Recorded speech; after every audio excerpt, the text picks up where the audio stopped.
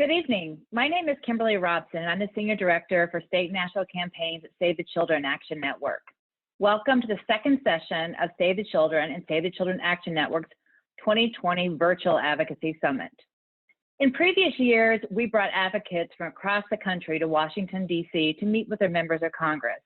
But obviously this year is different, and so we've moved our programming online and are happy to have you joining us tonight.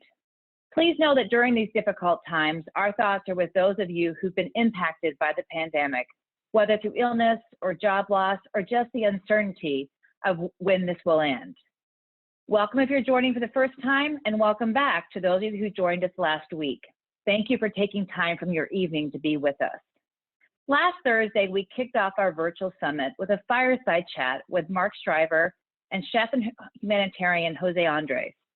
During their conversation, Mark and Jose touched on the food insecurity in our country and the importance of working together, using our voice, especially during these challenging times. As Jose put it in a very powerful conclusion to the session, quote, "At the end of the day, it is the small gestures by all of us. When you put them all together, we become a very powerful army of good. We need to weaponize empathy. We need to make sure that empathy wins. And if we're going to be contagious of good things." So tonight we'll focus on how the pandemic is impacting vulnerable children around the world and the role the U.S. can play and how you can make a small gesture or action to give voice to children who do not have a voice. Looking ahead, next Thursday we'll look at the impact in the childcare industry during our last during our last session on May 21st, we'll give you information and training you need to participate in our National Week of Action at the end of the month. As you attend the virtual summit, the virtual sessions over the month, we hope it will inspire you to get involved and to raise your voice for kids. Before we get started tonight, I just want to thank Community Playthings for being our sponsor of our virtual summit. We want to thank them for their flexibility during these challenging times and continuing to sponsor our work. We couldn't do it without them. Also tonight, you're going to notice something a little bit different than last week if you were here. We have an amazing speaker from Nicaragua who will be a panelist. And so in order to bring her remarks to you in English, we'll be joined by an interpreter whose voice you'll hear at certain times during the program. So let's get started. It's my pleasure to introduce to you all the new President and CEO of Save the Children. She assumed the role on January 1st. Her name is Janti Soeripto, and she has, as I said, is the new President and CEO of Save the Children. Prior to this position, she was with Save the Children US, starting in May of 2019, serving as President COO. And before that, she was with Save the Children International for 8 years. Before her career of the last kind of 9 years working with Save the Children, her travels and her work took her to Indonesia, to France, to the Netherlands, the UK, to Singapore, working with companies like Kimberly-Clark and Unilever. Janti loves Asian food and is adjusting to living in the suburbs of Connecticut with her husband and 2 kids versus being in the busy, bustling cities of where she's been before. So please join me in welcoming Janti to our virtual summit tonight. Thank you. Thanks, Kimberly. And thank you, everybody, joining us on Zoom and on Facebook. And it's great to see your interest and care about the situation particularly for children around the world, which is the topic for tonight. And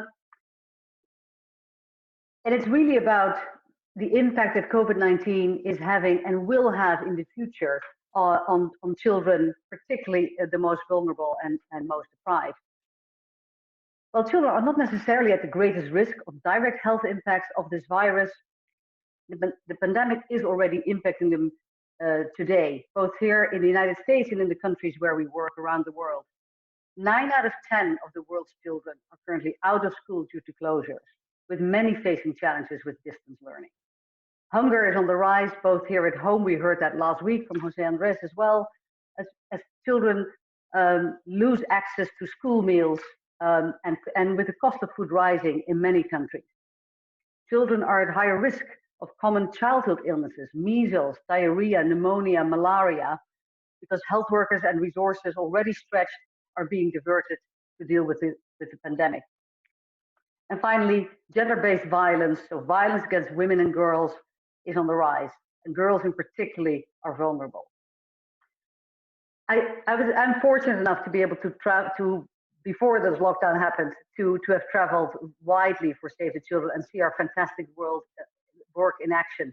I have a particularly soft spot for the situation in Cox's Bazar in Bangladesh, where nearly 1 million Rohingya refugees are stuck together on a very small piece of land. I was there twice over the past 12 months, and just to imagine that situation there now, almost 1 million people, of which 60% are children, in a situation where physical distancing is nigh impossible, where soap and clean water is hard to have on standby, where access to internet or mobile phones is very limited or sometimes completely cut off.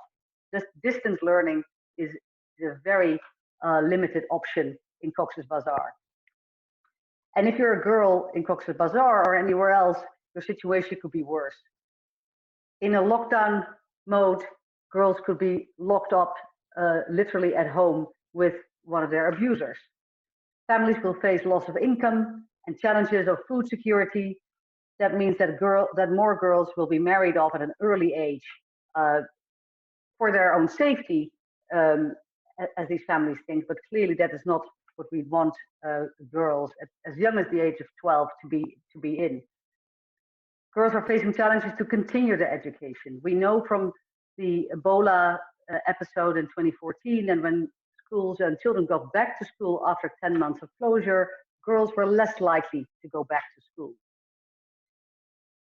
Girls are also the ones more impacted at home because they will end up being the ones who have to pick up the household chores and caring for younger siblings.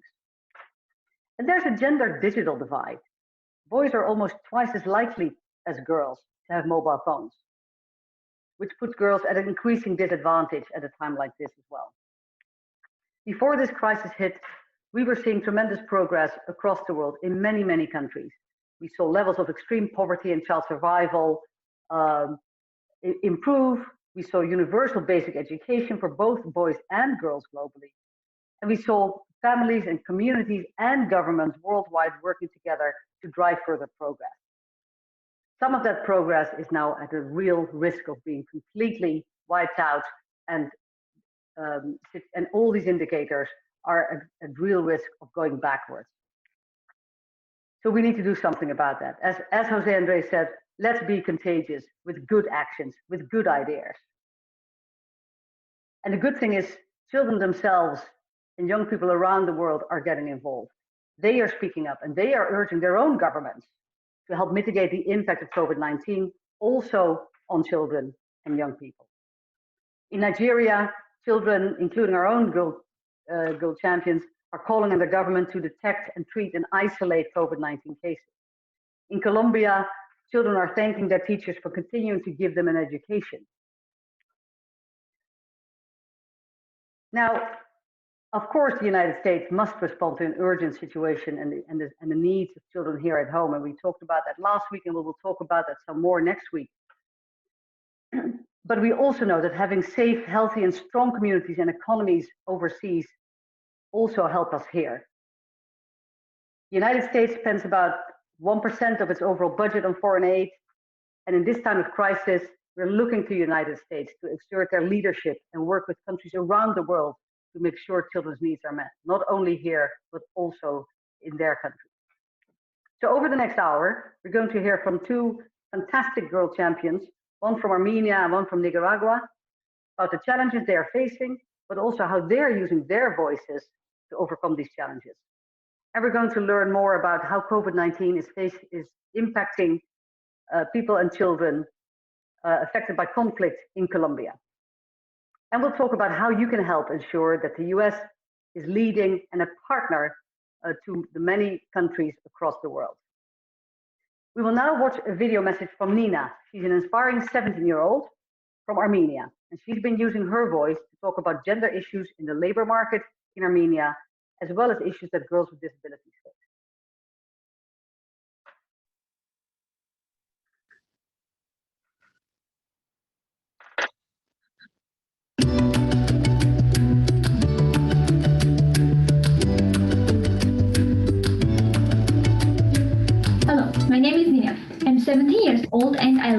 Armenia. I'm a member of Save the Children Armenia's Youth Advisory Team. I would like to share with you my story. When I began my advocacy, I noticed that in Armenia, women and girls don't participate in decision-making process of their communities related to issues that directly concern them. This is because of the stereotypes and the attitude of the general society, which is more prone to prioritizing men in everything. I decided to organize a team with 12 girls with whom we started to work with community leaders and discuss mechanisms that could help women to evolve, to more involve in this process. As girls, we raised the issues of funding community-based services for children so that young mothers could work. We raised the issue of urban infrastructure accessibility. Our meetings showed that young girls have ideas and can negotiate them. Now there are difficult times for all of us. In my country, both women and men are impacted by this pandemic in different ways. Both face the problem to access to online education because many lack computer equipment. However, women and girls also face the burden of increased household work because, especially when they need to combine their work with care of their children and siblings. And why is this so important? Because if we want to have a better society, we need to listen to both men and women. Women and girls are effective in household, but they are not only effective in it, they are also effective in community and in their career. Women and girls must understand that they have voice and that their voice is important for their community. So here I am, a girl from a small country standing here and believing in better future. And I truly believe that we will make our future better by talking about our problems, by finding solutions, and by really acting.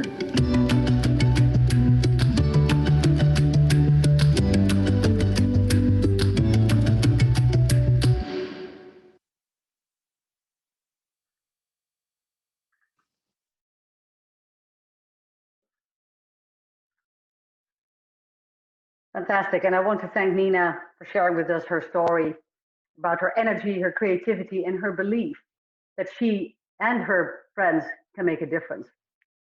So we got a glimpse of the challenges facing girls in Armenia pre-COVID-19 and also in the face of COVID-19. We're now going to pivot across the world to Colombia and hear about how children there are affected by this crisis. And I'd like to introduce Valerie Dourdin. She's our emergency team leader for migration and COVID-19 in Colombia. Welcome, Valerie. And thank you for joining us tonight. Can you tell us a little bit about the situation in Colombia? What are the biggest challenges facing children now in the light of COVID-19? Well, thank you for having me tonight. And it's my pleasure to tell you a little bit more what's happening in Colombia. Maybe to give a little bit of context, we have been answering to the migration crisis for the Venezuelans who have been coming to Colombia. We have as much migrant in Colombia, mostly that in Syria. So it's about 2 million Venezuelans we have now in Colombia. We are working across the border and in the main town of Bogota, which is the capital city, and in Cali, which is the second largest city in the country. We've been working for a year with the support of all our members, and Save US have been one of the biggest supporters we have in 5 areas. We have work in health, we have a sexual and reproductive health clinic, we have work in WASH, we have work in education, we have work in protection, and a multi-purpose cash program. So 5 weeks ago, we went on lockdown, and that meant that we will have to stop all our activities. But we advocate a lot with the government. We have a good relationship, and in the decree we said that everybody that is on lockdown, we will say who will be able to work, and we were authorized to continue our work. So we have our teams, 30% of our team is still working in the field with the communities, and the rest is working from home and working through WhatsApp and phone to make sure that we continue to having our activities and modalities changing, and we're adapting, but we continue doing our work, and the team are in the field doing the work. For preparing for tonight, I've been talking, I go a lot to the field and I miss it, but I've been working with one of the girls and the team to express a little bit what's going on with the COVID. So she lives in a irregular settlement. So it's a place which is it's done of plastic and paper. Literally, there is no water. There is no latrine. We just built the latrine, finished to build the latrine before the lockdown. And she's now very, very stressed and distressed and anguished because she feels that this virus is also going to get to her family. They have no access to a health system or support. She's afraid that one of her family member could die.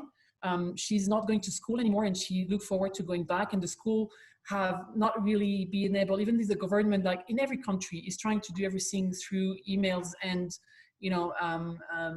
digital. She doesn't have a computer. She doesn't have a phone that she can go through to do her homework.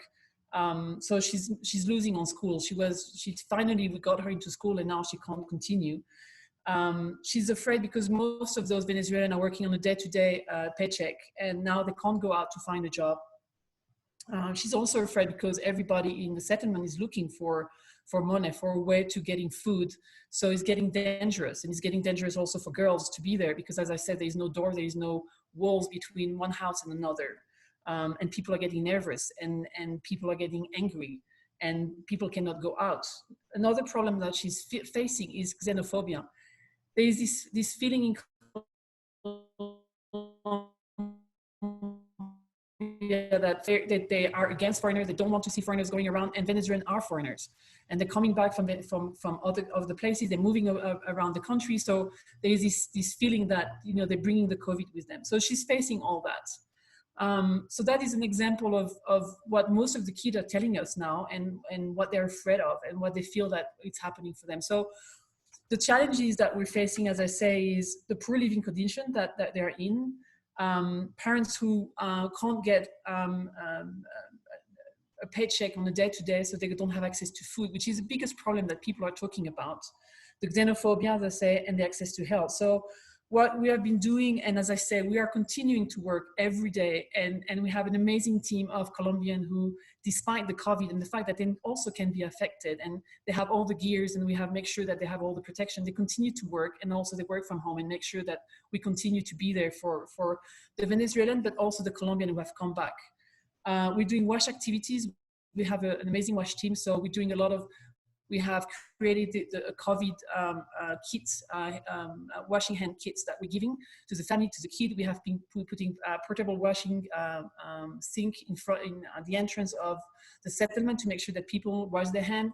We have printed material. We have a community wash committees that are working with us by phone to make sure that they give the information in the community and avoid this information that make people more afraid and more susceptible to violence. So we're working a lot, we're doing a really big job in wash. We're also bringing water. We're working in one of the places where there is less water in the whole country. So water access is a huge issue. We're distributing food. Food is the biggest problem, and I think is the biggest problem in most of the country is vulnerable. We know it's a problem in the US, and you talked about it last week. It's also a problem here, and not only for Venezuelan.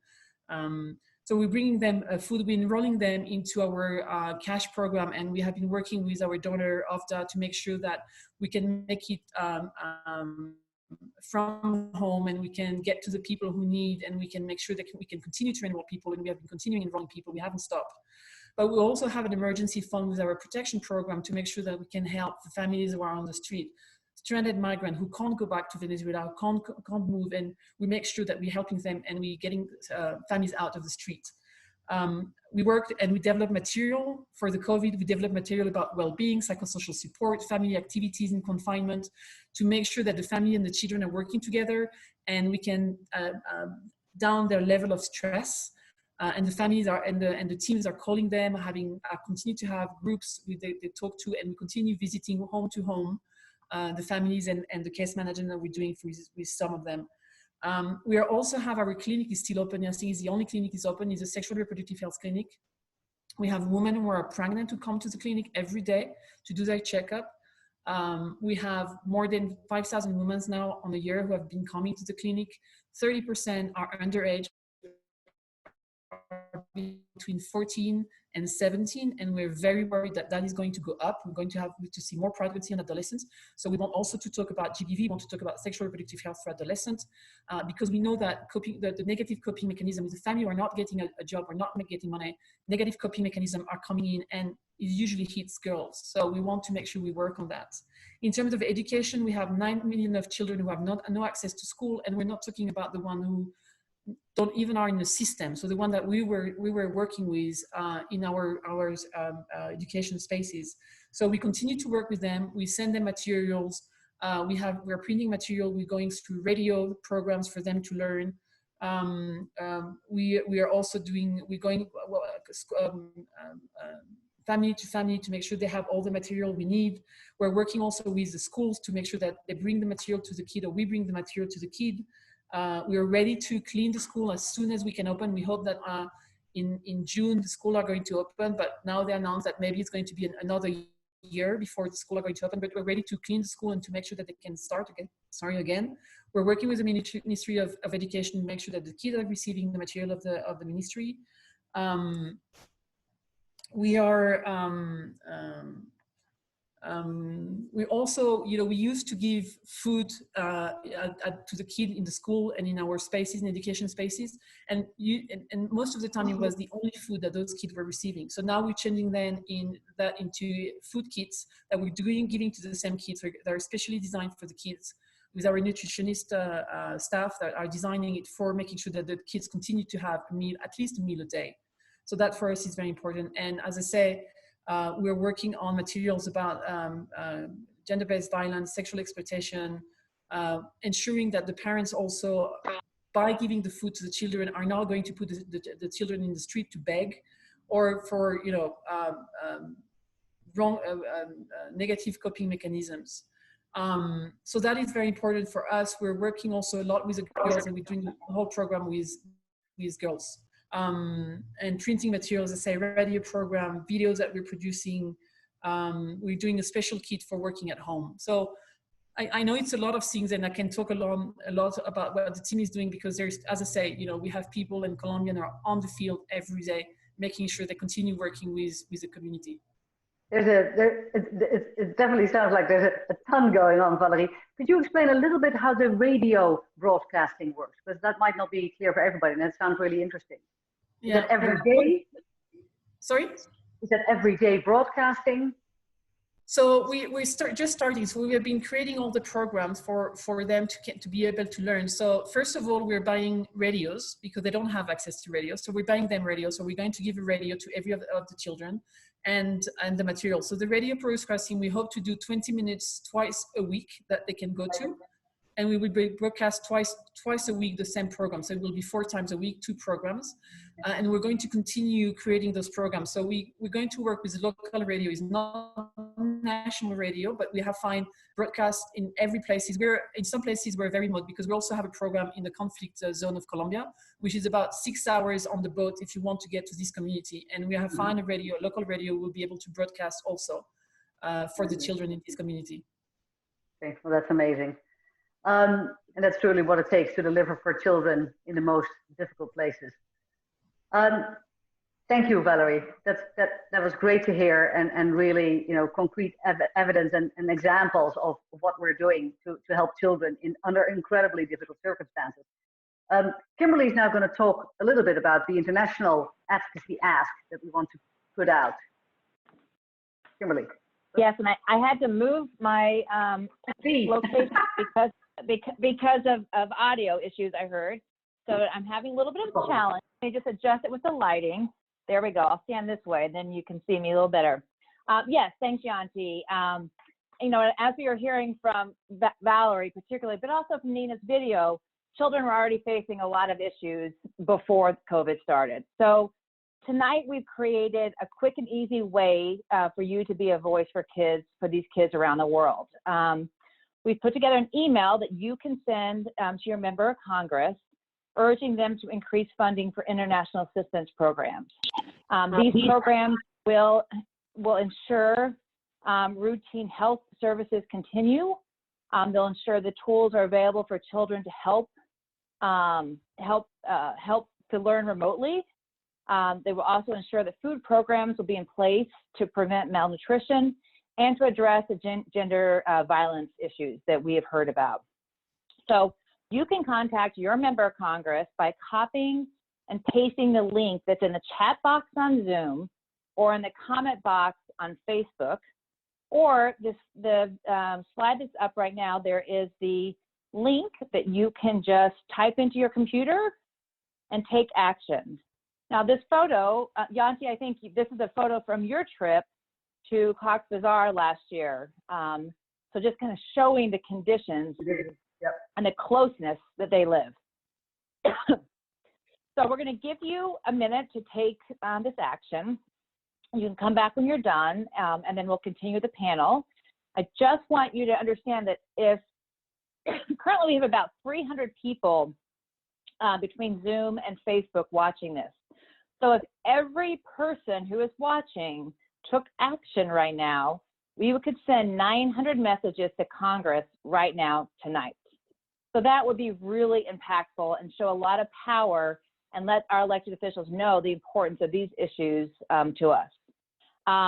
Also, the Senate is back here in DC right now, and the House is currently working remotely, but they're still hearing from their constituents, and they're going to be returning to Washington in the next couple of weeks to work on the next COVID response bill. So your voice, your actions are critical right now. I just saw in the comment box that I took the action, so that's great. So if everybody can do that, if you've not finished, you can continue to do that as you are listening, and we can move forward, Janti, with our next panelist. Podemos comenzar con nuestro That's super. Thanks, Kimberly, and thank you everybody who's taking action. So we now turn to Elena. Elena is a voice for girls in her country of Nicaragua. She's part of the girls' network of the Luis Alfonso Velázquez Flores Child Movement. Welcome, Elena. Bienvenida, Elena. Hola. Hello. And if you can turn on your video. ¿Podrías prender tu video, por favor, Elena? Okay. That might be easier. Hi. Hi. Oh. Hi. Great to have you with us, Elena. Thank you so much. You are a real champion for girls, an advocate in your community in Nicaragua, and you work there tirelessly to promote gender equality and girls' empowerment. Gracias, Elena, por estar con nosotros hoy. Es un placer. Sabemos que sos una campeona y que ayudas con tu voz para ayudar a las niñas y empoderar a las niñas de tu comunidad. Elena, could you tell us how have you used your voice to raise awareness about issues for girls, and what inspired you to do this? Elena, ¿nos podrías decir cómo usaste tu voz para crear conciencia y para inspirar? ¿Qué inspiración tuviste para poder hacer esto y ayudar a las personas a la gente de tu comunidad? Okay, al crecer, la igualdad y el cumplimiento de los derechos y el sueño de ver un país con niñas felices, libres de las uniones tempranas, embarazos tempranos y sobre todo que no nos acosen. It is very important to increase the number of happy little girls where there is no sexual harassment, where there are less teenage pregnancies. Fue lo que me inspiró a empoderarme y trabajar en mi comunidad. That's what inspired me to use my voice and to work within my community. Hablando con tomadores de decisiones, participando en procesos de abogacía. Talking to decision makers and also participating in advocacy groups. Involucrándome en todo este ámbito. And involving myself or participating in this atmosphere. Para que en un futuro las niñas seamos felices por completo. So that in the future, all of us little girls can be completely happy. That is great to hear. Could you talk a little bit about the challenges facing girls in particular now because of COVID-19, and why it is important for for your voices and others to be heard during this crisis. Nos encantó escuchar eso. Ahora nos podrías decir qué desafíos enfrentan tú y las niñas en tu comunidad durante el COVID-19 y por qué es tan importante escuchar la voz. Ok, están tan enfocados en la pandemia que han descuidado el tema de la sexualidad. They have focused so much on the pandemic that they are ignoring or setting aside the sexuality issue. Esto traerá como consecuencia el aumento de la tasa de embarazo. And as a consequence, there will be an increase in the number of pregnancies. Y a partir de esto desatará muchos problemas, como la mortalidad materna. And due to this, there will be other problems. For example, a lot of mortality within the mothers. Acá en mi país aún no han clausurado las clases, que conlleva a cada día el miedo de contagiarnos aumentaría. In my country, they really haven't closed schools, but that increases our fear of catching the virus every single day. Además que muchas niñas no tienen el acceso a la internet, por lo tanto, no tienen en claro lo alarmante de la situación. Many girls do not have access to internet, so they have no idea how alarming the situation really is. Muchos padres están decidiendo no ir a sus trabajos. Many parents are deciding not to go to work. Esto conlleva a que la pobreza aumentará. So the consequence to that is that poverty will increase. Y que las niñas de las familias conlleven a capaz no comer en el día. And that the little girls of the family would not be able to eat every day.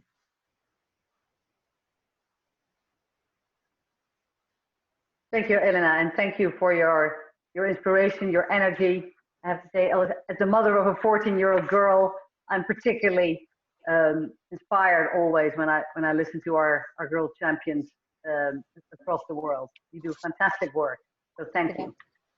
Gracias, Elena. Muchas gracias por todo lo que dijiste. Como mamá de una niña de 14 años, me siento muy asombrada y inspirada por todo el trabajo que estás haciendo. And we'll have the opportunity to hear more from you later, as I think we're now moving to the audience, and I think I'm turning it over to Kimberly to moderate some questions. Yes, and if Valerie could turn back on her video as well. We have had a lot of questions, and I also just want to thank everybody in the chat box who's telling us they took action. It's really exciting. It's making my team very happy that all these actions are being taken. So thank you, thank you, thank you. So Janti, let me actually start with you. So Abby from California asked, how can we help children around the world who are out of school? How would funding from Congress help with this effort?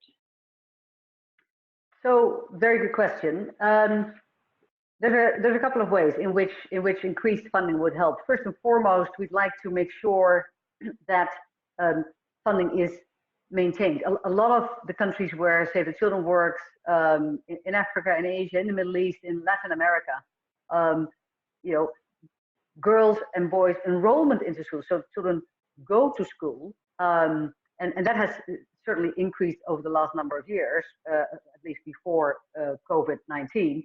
We now need to make sure they can also come back. And as I said earlier, and you've heard it also from Elena, girls are less likely to come back once they've been out of school for a long time, because they either get married, they get drawn into work because of the economic situation of the family. So how do we help children come back and not be stuck into harmful work or into child marriage? We're working with organizations like Save the Children, but also many others, are working with governments and ministries of education across the world to make sure that teachers are trained, that teachers are paid, which is often an issue, and that adaptation of this education will now need to happen, because of course this situation of lockdown will not be over completely. Even in countries that are opening back up, there's a real risk that continued lockdown or intermittent lockdown or school closures will continue to happen. So how do we make sure that we find ways to teach children, for instance, through radio, as Valerie was saying so eloquently, even in situations where there is no great connectivity or great internet access or access to computers. So those are some of the examples of how international aid, foreign aid from the United States can help. Great, thanks, Janti. Valerie, for you, we have Faye from Georgia asks, can you explain what the CASH program is and how it works?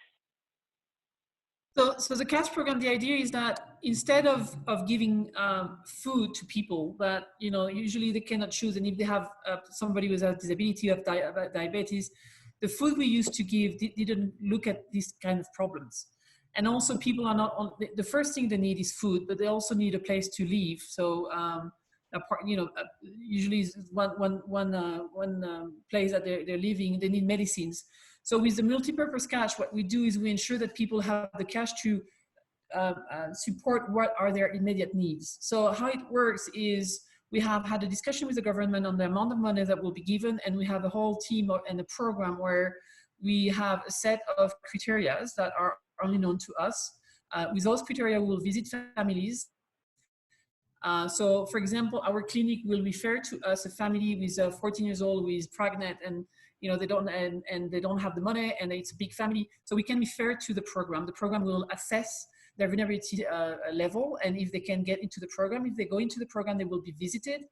After the visit, they will be enrolled, and the way that we enroll them is we give them a kind of a card with their picture, Q&R, that we can make sure that is the person that is supposed to get the funding. They will get that, and every 6 months we will tell them that they can go and get the funds that is allocated to them. So every 6 months they go and they receive the money. They stand about, it's kind of a Western Union that we're working here, is a Colombian Western Union.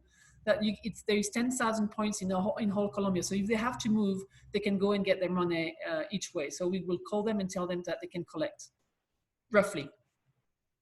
And I would say, just to add, we've seen cash transfer programming having tremendous impact across the world, even in the Cox's Bazar camp that I referred to, that you showed a picture of earlier, where we've moved, where initially when the people came across the border, we started handing out food and oil and lentils and rice, because that was really required in the urgency of the moment. But now we're giving people cash cards.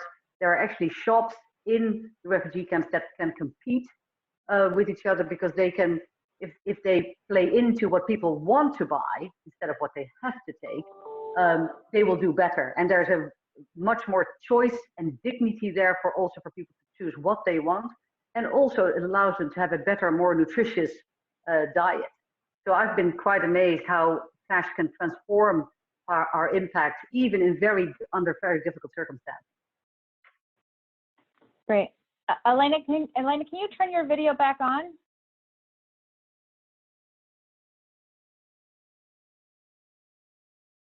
Oh, there we are. Thank you. So I have a question for Elena. It's True from South Carolina. She says,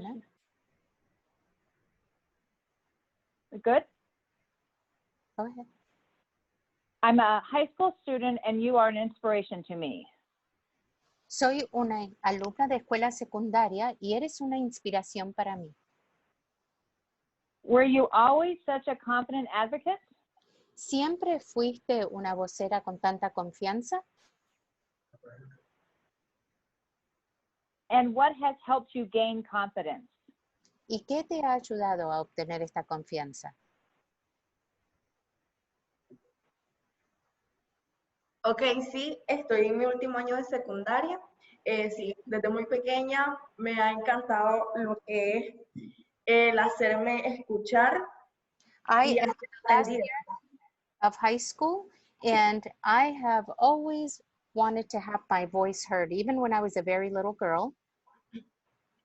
Lo que me conllevó a ser parte de una organización y desde ahí atender las problemáticas y siempre alzar la voz. And that is what brought me to this organization to want to participate with them and to try to solve or have a voice? Desde mis 8 años que prácticamente ya tenía edad como para alzar mi voz, comencé. I was 8 years old when I started using my voice. That's when I started. Thank you so much. We've had a lot of similar comments of people being inspired by you, so thank you. All right, let's go back up to Janti. I'm just scrolling through questions. Sorry, there's so many coming in. This is from Aaron, Janti, for you. How can we promote to people outside of SCAN and SAVE and inspire them to get involved in the political process? Talk to your neighbors, your family, your friends, the people in your sports clubs, churches, etc. And talk to them about the issues facing children across the world. I think that's the most important thing, that people are aware of these issues. Quite often, particularly for girls, these issues are quite invisible, because a girl who's stuck at home, who's being married off at the age of 14, who doesn't have her voice heard, who is not allowed to go back to school because she's needed at the home, those children are invisible, and they're not often heard. So tell people how to, tell them about this session, tell them about Elena and about Nina from Armenia, and show them the videos and the examples of girls across the world, just to raise awareness of the issue. You can share the action that you took tonight with your friends and family, and then they can get involved. There's that. And there's that. I'm gonna get everybody to take action tonight. Valerie, let's go through this question. This is Argentina from Facebook, and she asks, how are you managing COVID-19 prevention measures for children participating in SAVE programs? So right now, as I say, we continue our activities, but in a different modality. So we don't gather children together. We used to do for education or for protection. Mm-hmm. So we're doing it through, as I said, the radio, through going door to door, through talking with a group of children over the phone and over WhatsApp with them, but we're not gathering them all together. So we continue to do that like that, and we ensure that we continue to have a line of communication with them, and we also make sure that they get the materials that we have designed, and which is what we're doing in the spaces we had with them. We're doing it through, as I said, the radio, the material, the printing material, and others. And kind of just building on that, like I think that's similar to a lot of the situations we've had here in the U.S. with our programs, with Save the Children's programs here too, being innovative on how you can reach the children.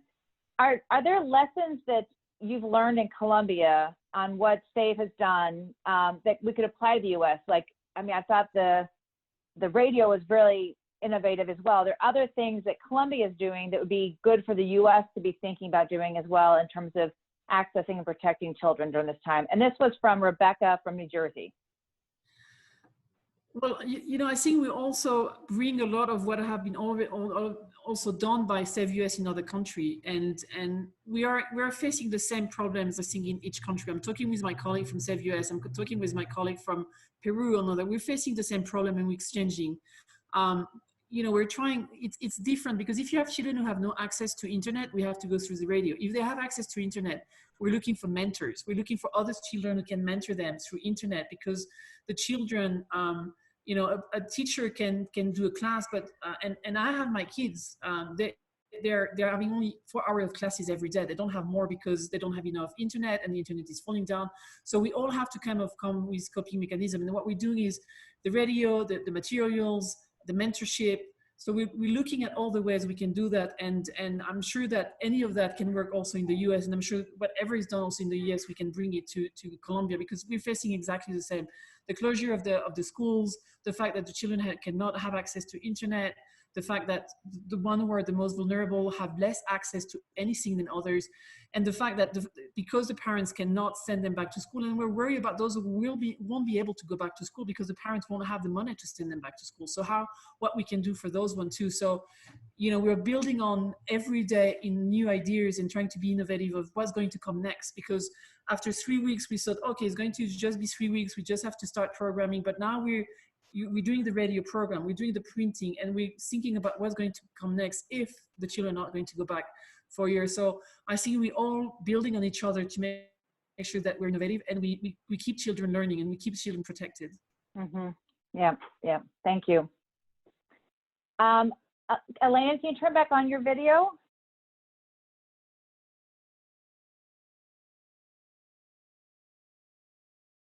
So this is a question from Katrina from Virginia. Esta es una pregunta de Katrina de Virginia. What do you hope for the next generation of girls in Nicaragua and around the world? ¿Cuál es la esperanza que tú tienes para las niñas de Nicaragua y de todo el mundo? Ok, todas tenemos derecho a ser felices. We all have the right to be happy. Por lo tanto, nuestras opiniones tienen que contar. And that is why our opinions need to be counted. Nosotras expresamos lo que queremos o creemos que es lo que queremos. We need to express what we think that we want or what we want. Por lo tanto, el comunicarnos de esa manera y ser escuchada es uno de nuestros más sueños. So our greatest dream is that we will be heard. Y sabemos que poco a poco se va a cumplir. And we know that little by little, we will get it accomplished. Thank you so much. This actually is going to be a question for everybody. How do we make sure that girls aren't excluded from the U.S. global response? So I'll let whoever wants to, Pat, if you want to interpret that, Yes. ¿Cómo podemos asegurarnos de que no haya niñas que sean excluidas de este programa de respuesta global? So maybe I can start. I mean, we have certainly stressed the need to make sure that girls are included in programs. That's what we advocate for on the Hill with our congressmen and women, with the U.S. International Development Agency, and with all of our U.S.-based donors, to make sure that we stress the importance for the impact on girls in particular, because they are particularly vulnerable, as you've heard, and also the need to make funding available for that specifically, and make sure that we design the interventions and the support in such a way that we take that into account.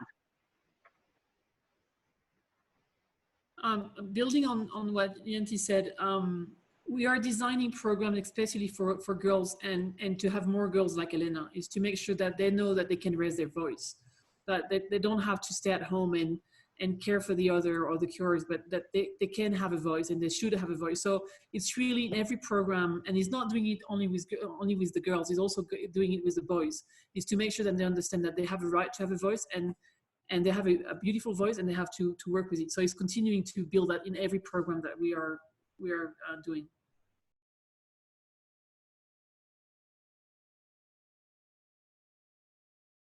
Okay, Elena, did you want to respond or ¿Responder o no? Escuchándonos, claro. Nosotras somos la que vivimos. Yes, we need to be heard. We are the ones that are living this. La que estamos viviendo nuestras problemáticas. We are the ones that are living with these problems. Y el escucharnos es una manera lógica de ir avanzando. And the most logical way to advance would be to hear us, to hear our voices. Thank you. So I'm going to ask one last question of all three of you. This was actually a question that was directed for Elena. It was from Olivia from Illinois, who's a young girl. And her question was, what are your dreams for your own future? But I'm going to ask that of each of you as a nice way to close out of what are your dreams for the future, for the future of the kids, the future of the work we do? Maybe let's start with Janti and then Valerie, and then we can end with Elena. Well, I have a 14-year-old girl and a 12-year-old boy. So I certainly hope that both of them will have the future and the world that Elena is talking about so eloquently.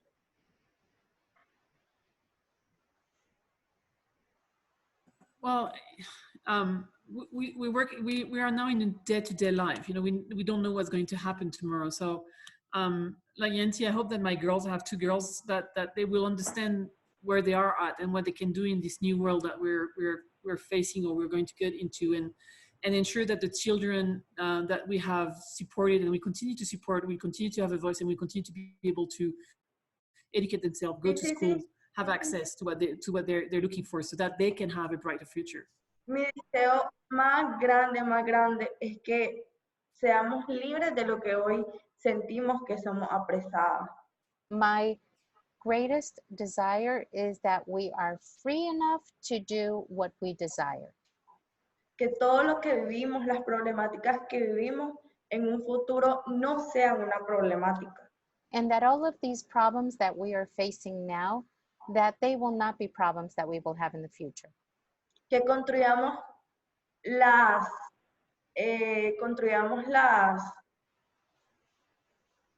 alternativas, las respuestas a todas esas problemáticas. And that we find alternatives to solutions for all of these problems. Y que si es positivo, que pase de generación en generación. And if it's positive, it will be brought on from one generation to the next. Very well said. Thank you so much, Elena. Janti, do you have any closing words or anything you would like to add as we kind of wrap this up this evening? So I just wanted to say a huge thank you to Valerie for your tireless work on the front line in Colombia. Thank you, Elena, for showing us the way and being an inspiration to other young girls and boys in particular. Because you're inspiring not only us, but also the next generation after you, which is how indeed we can make the world a better place. And just to remind us of the phenomenal wisdom of Jose Andres last week, to weaponize empathy and keep in mind, if you talk to your friends and your colleagues and everybody else who isn't on this call, every little action does make a difference. Thank you, Janti. And I want to just echo again, in the comment box here, Sharon just said, bravo, well said, everyone. So I think that's a lot of the feed that we're getting and hearing from participants.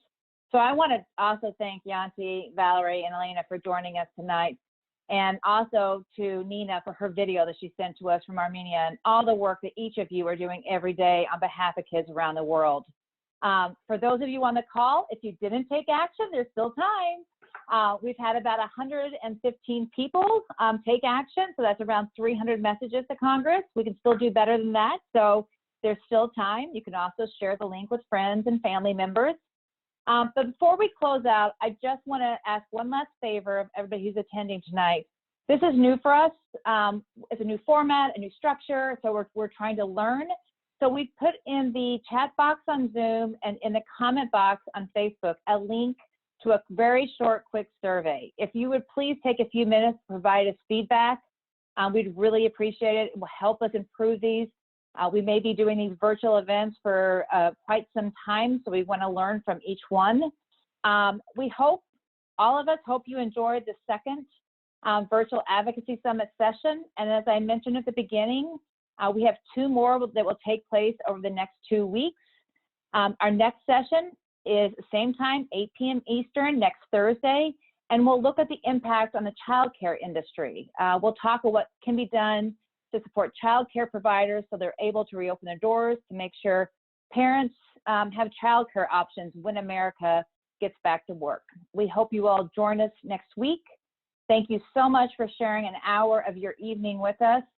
Stay safe and healthy, and good night. Thank you so much.